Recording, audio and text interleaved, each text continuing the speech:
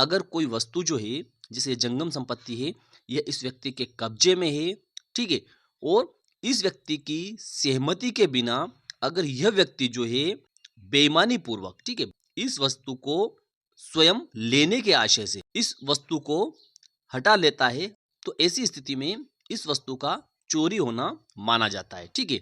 नमस्ते दोस्तों, मैं हूं आपका दोस्त भगवती प्रसाद पुरोहित एडवोकेट, और आज की वीडियो में हम समझने वाले हैं कि चोरी करना किसे कहा जाता है, चोर पर कौन सी धारा लगेगी और कितनी सजा होगी। तो देखिए, इस ग्राफ के माध्यम से हम सब कुछ समझने वाले हैं। तो आपने चैनल को सब्सक्राइब नहीं किया तो चैनल को सब्सक्राइब कर लीजिए, बेल आइकन को प्रेस कर दीजिए और इस वीडियो को फटाफट लाइक कर दीजिए, क्योंकि इस चैनल के माध्यम से आपको मिलती है सरल और आसान भाषा में कानून की नई नई जानकारी। तो आइए वीडियो को शुरू कर लेते हैं।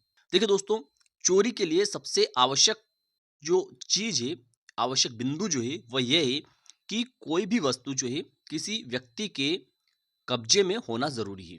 जैसे अगर कोई मोटरसाइकिल है, मोबाइल है, या फ्रिज है, कूलर है, टीवी है, या बस है, कार है, ये ऐसी वस्तुएं हैं जो जंगम संपत्ति है, अर्थात चल संपत्ति है, जो कि एक स्थान से दूसरे स्थान तक लाई ले जा सकती है। इनको चल संपत्ति कहा जाता है, और इन्हीं वस्तुओं की चोरी हो सकती है। किसी मकान की, प्लॉट की, भूखंड की या किसी जमीन की चोरी नहीं हो सकती है। ठीक है। तो सबसे आवश्यक बिंदु जो है वह यह है कि वह संपत्ति जो है वह जंगम संपत्ति होना जरूरी है, अर्थात वह चल संपत्ति होना जरूरी है। दूसरा बिंदु है कि वह वस्तु जो है वह कब्जे में होना जरूरी है।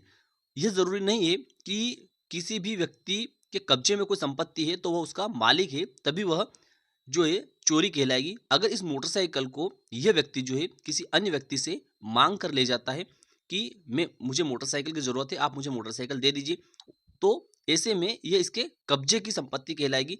और यह व्यक्ति जो है इस वस्तु को कहीं पर भी अगर खड़ी कर देता है, इस मोटरसाइकिल को खड़ी कर देता है, और वहां से यह मोटरसाइकिल जो है अगर चोरी हो जाती है, तो भी यह माना जाएगा कि यह चोरी हुई है। ठीक है, भले ये इसका मालिक नहीं है।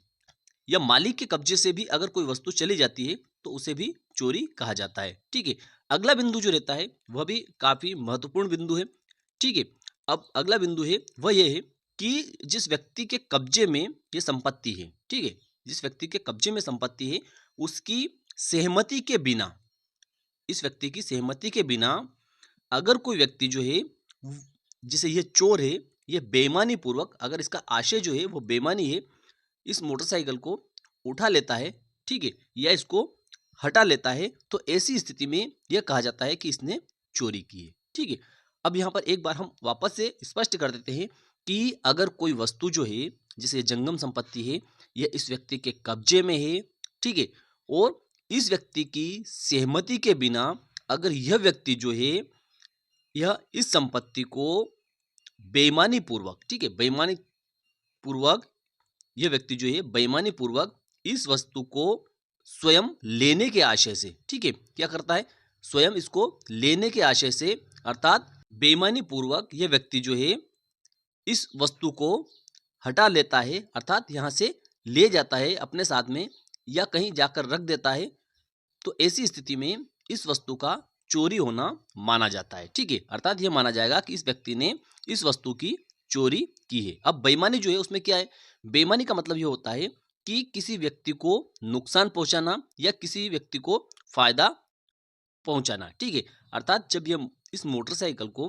किसी स्थान से यह व्यक्ति जो है यह उठा लेता है, तो इससे क्या है, स्पष्ट आशय है कि यह इसको नुकसान पहुंचाना चाहता है, या फिर यह उठाकर अगर यह व्यक्ति ले जाता है तो यह स्वयं के लाभ के लिए ले जाता है और इसके नुकसान के लिए ले जाता है। तो ऐसी स्थिति में इस अपराध को चोरी कहा जाता है। अब चोरी की परिभाषा जो दी गई है वो भारतीय दंड संहिता की धारा 378 में दी गई है। ठीक है।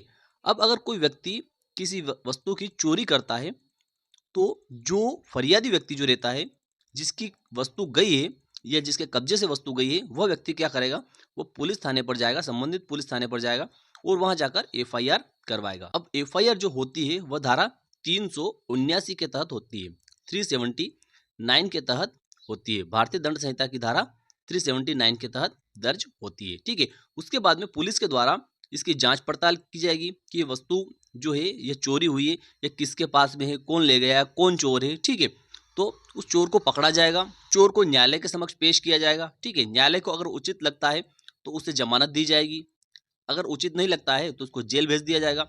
उसके बाद में पुलिस के द्वारा न्यायालय के समक्ष चालान पेश किया जाएगा, अर्थात चार्जशीट फाइल की जाएगी। और जब संपूर्ण विचारण हो जाता है न्यायालय के द्वारा, तो फिर न्यायालय के द्वारा फैसला किया जाएगा। अगर यह व्यक्ति जो है यह दोषी पाया जाता है तो ऐसी स्थिति में इस व्यक्ति को 3 वर्ष तक का कारावास या अर्थदंड या कारावास और अर्थदंड दोनों प्रकार की सजा हो सकती है। तो मैं विश्वास रखता हूं कि आज का वीडियो आपको अच्छा लगा होगा। अच्छा लगा तो इस वीडियो को लाइक कर दीजिए, अधिक से अधिक लोगों तक इसको शेयर कर दीजिए। फिर मिलते हैं अगले वीडियो में, तब तक के लिए जय हिंद, जय भारत।